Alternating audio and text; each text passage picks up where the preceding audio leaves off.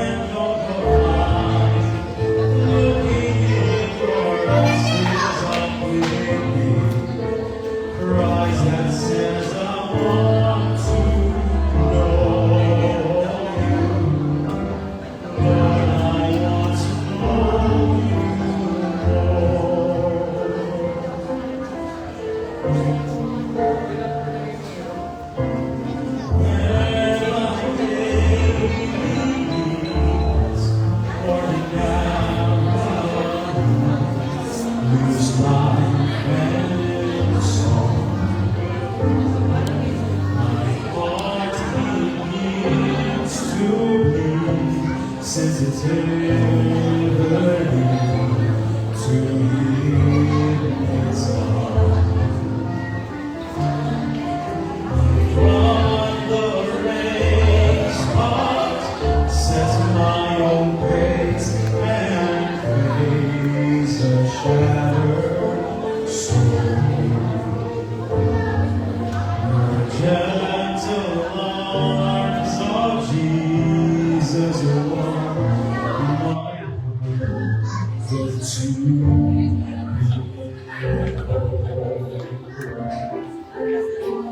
I want to know you more. Deep within my soul, I want to know you. Lord, I want to know you, to feel your heart and know your mind. Looking in your eyes, stands up within me. Cries that says, I want to know you. Lord, I want to know you. And I will give my final breath to know you in your death and resurrection. Yes, that says I want to know you. Lord, I want to know you, to know you more.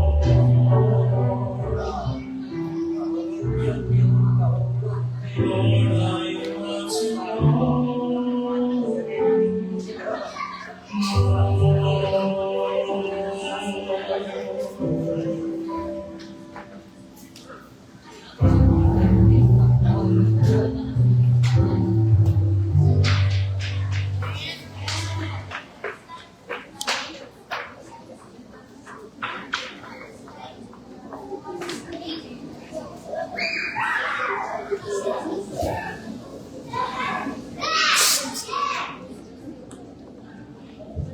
Thank you so much, Brother Carl, for that wonderful message and song. So, this afternoon, so sa ilang di na surprise, pero sa inyo siguro surprise yung kinsa ni sila ang akong pangutanon. So, tuloy lang din sila mga kaigsunan. So, number one, diri pinakauna, is si Ma'am Ma'am Lina Dimilagrasya. So, siya ang unang mo answer sa ito ang question. So, Ma'am, the question is, how has being a part of this church family specifically influenced your own spiritual walk or changed your outlook on life over the years? Ay, yung ako sa tanan, ang ating sabat. Okay. Okay, I'd like to share this experience. We were baptized 2006. And prior to our baptism, we had our revelation seminar with Pastor Rendo Soliano at the hospital. So, kumbaga, nabuo talaga kami na magkasama ko through the Adventist Hospital and here in our Fellowship Center. And after our baptism, after our wedding, so we joined the church already, and there were during Sabbath school. So group na per class, and I was with Sir Modi and si Brother Solis. Kamo ang uban ako dito sa class na to sa Sabbath school. And being a newly baptized and thinking that mag-sit down always lang ang takbo, pero i-challenge yun ko nila. Matundog dito ko si Sir Modi. Yatagan lang ko nila part dito sa Sabbath school. Na, I don't know, mag-facilitate lang ba ko ato, sir, na-remember niyo or di-pa-teach yun ko ninyo. Di-pa-teach yun ko ninyo, no? So, syempre, bagpura yun ko. Pag yung ko'y kumangkaagan, parang mag-explode yung world ko that time. And with that, it was a challenge, to learn more and what does it really entail in become an Adventist, a Seventh-day Adventist. And by then, I was able to appreciate Sabbath school, which is the heart of the Sabbath. And slowly, that also gave me the opportunity to get out of my shell. These people, they were very supportive, and I don't know what the Holy Spirit was leading them to push me towards that. And also with Upper Room, it helped really support you. I encountered people who are parang pushing me to do things that I never really imagined myself to do. So that's what this church has done. And also, another thought na kumbaga na break sa akin was that before, I'm an introvert. Personally, I'm an introvert and I don't like socializing. And in church, parang it was just, even in my previous denomination, parang it was just like, you have to do it. You just go to church and you sit with people and just to praise and worship God. But then that thought changed when I learned and immersed into this church na nakita ko na it's really having a family. Doon ko na nakita ang essence of having a church. That it's my community. It's not only just a community, but it is your community wherein people help each other, people know each other, people support each other. And even in your highest and happiest moments, they are there. And most especially in your loneliest moments, they are there. And that's what I learned. And God made me realize that through this church, through Upper Room Fellowship Center. And I am very thankful to be part of this, and I praise God for giving us this church and helping us to grow and become better persons, especially in your character, closer to the character of Jesus Christ. So thank you, and happy Sabbath. Thank you, Ma'am Bud, sa pag-share. Sa ato ang first question. And then, lalayawan si Ma'am. So, nung pwede ko kamali sa front. So, ang next question will be answered by Ma'am Suzanne Mendoza. So, yung question, as we look ahead to the next chapter of our ministry, what is one hope or prayer you have for how our church can continue to serve and impact our local community?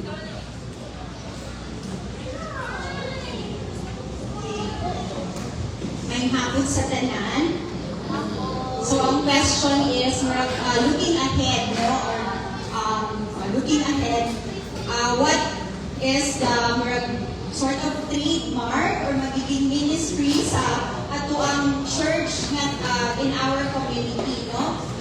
Currently, I believe we are actually making an impact to our community, no?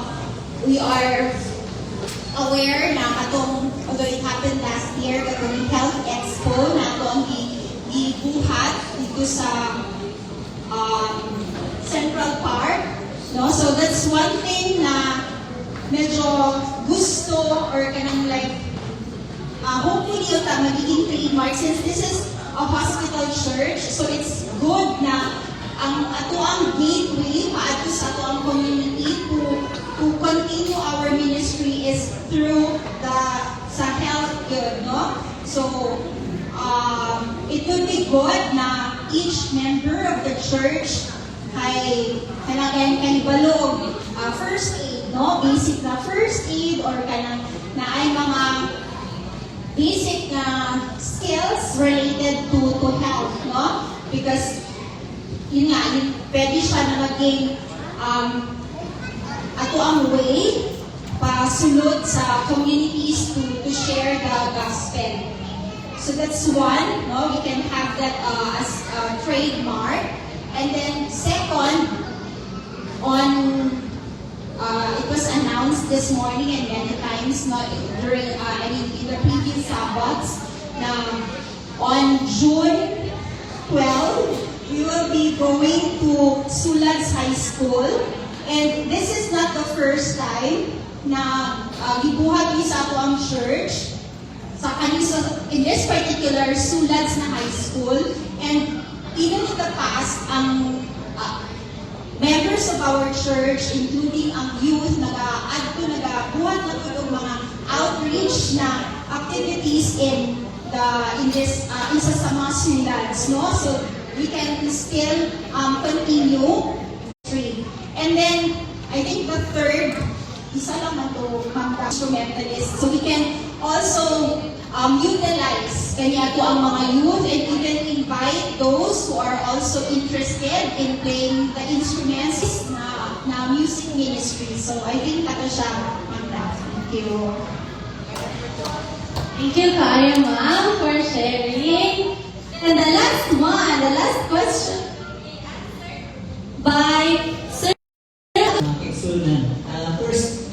First of all, ang giubang kaganihan sa una, pinaka-the best na siya na advice para sa mga pamatay na may involved yun sa mga church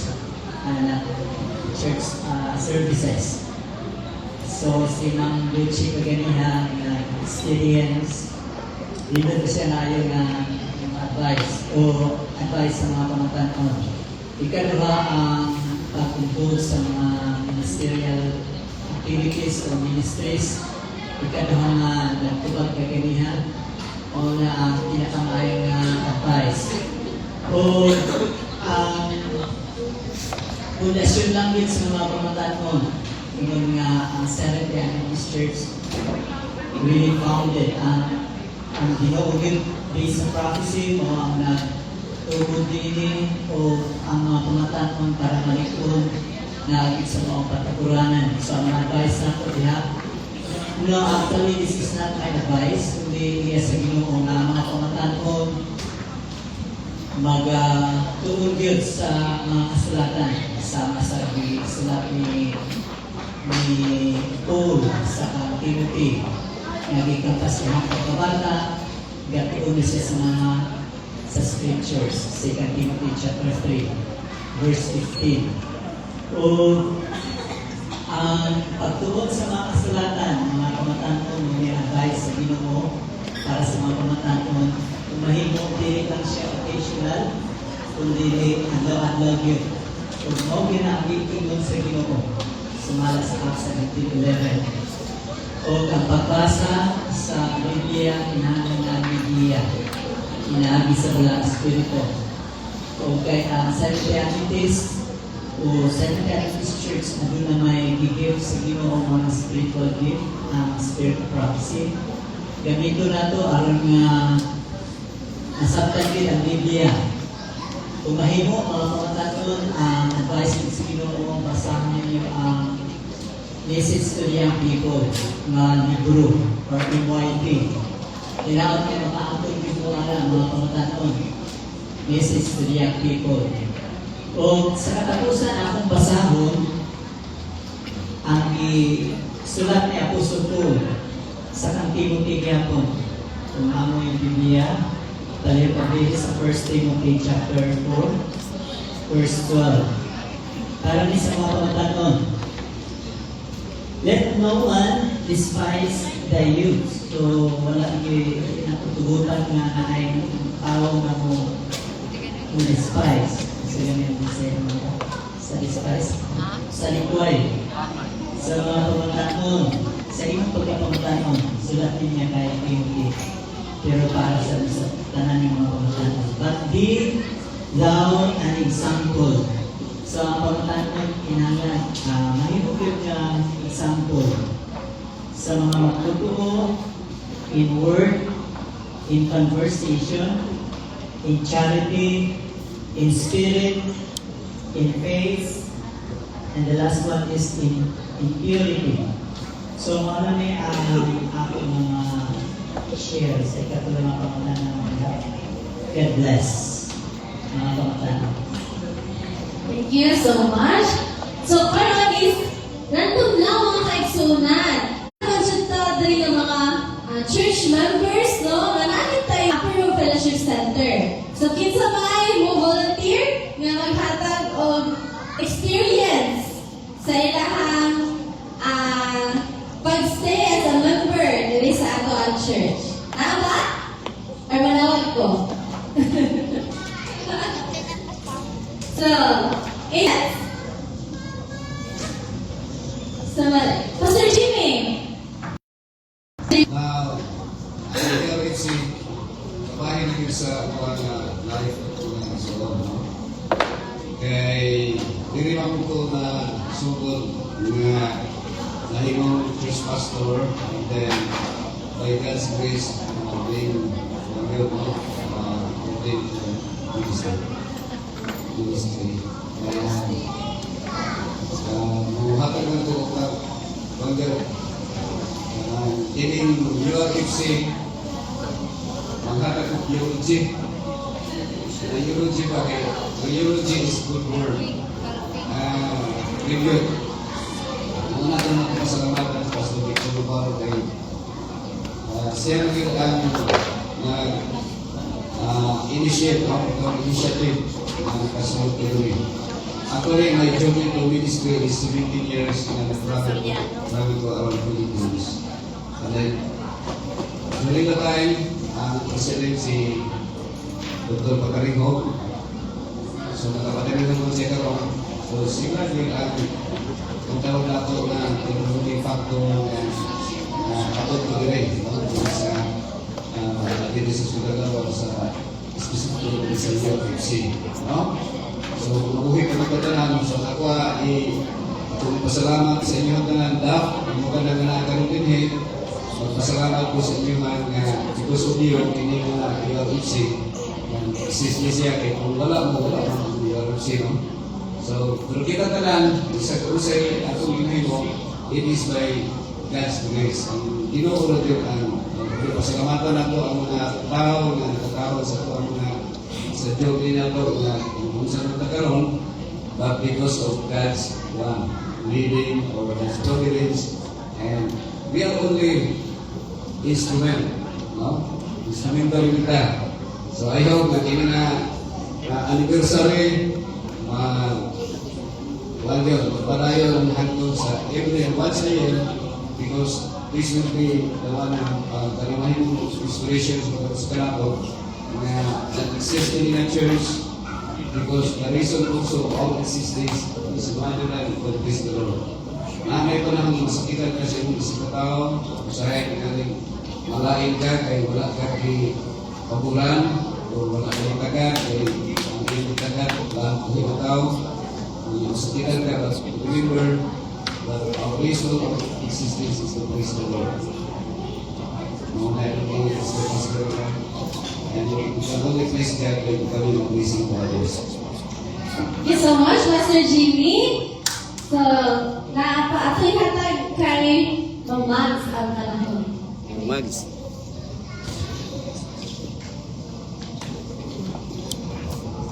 Kailan po tayo for me? Okay. In behalf sa naman nag-umpisa I think we arrived here in Davao like 2006. Yeah. Nag-break, nakakita mong bumiro, gold sa, ang naging agent na nagwa sa mga sarancho. So nakakuha mag-lote, kaya akong sister from Belgium, na siya naging friend from Davao. So, bago naka-anime Davao, nakadula ko, naka-check-in dito sa Hotel Galleria. So that's the first time na pag-lis akong bana from work, ingon ko nga, Atlanta, Davao. Kaya kada kung tanan niya ako, sa panisa na niya namin. Kada niya ako sa malay, patulog. Ingon maway tulog ako, di siya hinuhi. Ikaw na ako siya, Atlanta, Davao. Wala kami nakadala ko, mga ibos na stop kayo. Ako lang siya ipakita sa Davao City.